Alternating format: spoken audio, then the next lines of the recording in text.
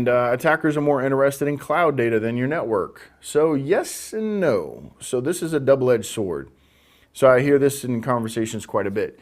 So people say, I don't care about your corporate machines. I just want to get on your cloud, and then I want access to all of the data that you're storing in your cloud.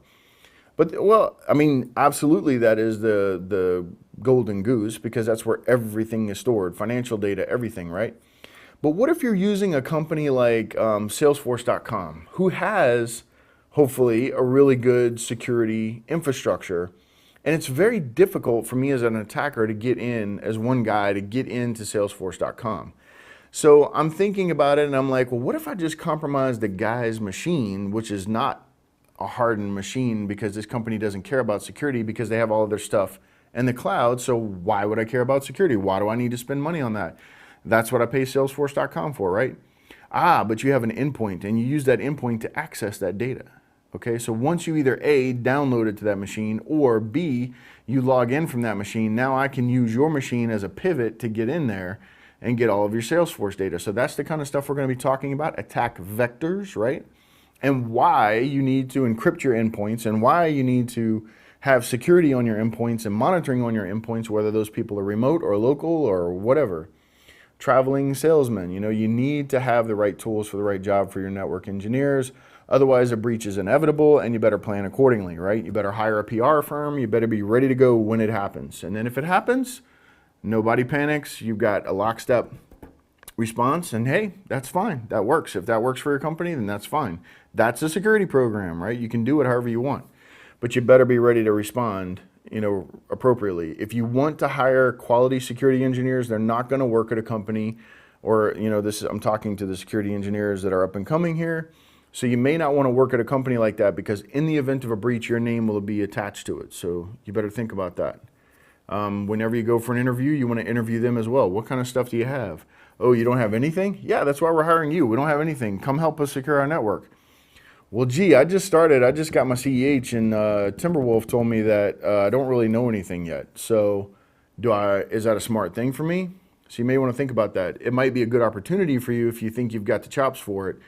But just make sure that they have a budget and stuff like that, that they're going to spend money on the program, they're going to buy their tools, they're going to give you some stuff that you can play around with, and give you some freedom to kind of go and hunt for stuff as well, which means you need a team of people. One guy cannot do all that, or one lady cannot do all that, right? So some people say the sheer volume of advanced malware is decreasing. I don't know if that's true. I don't necessarily agree with that. Maybe the families of it are decreasing, but the actual malware that's out there is getting ever more and more complex, and just huge in its actual surface of what it does. Even the binaries are getting bigger and bigger. So a lot of times they'll have one little bitty piece of software that will come in and drop all of this stuff on your machine, like rootkits. They're really small. They come in and then they bring down all the big stuff that's going to need to be running.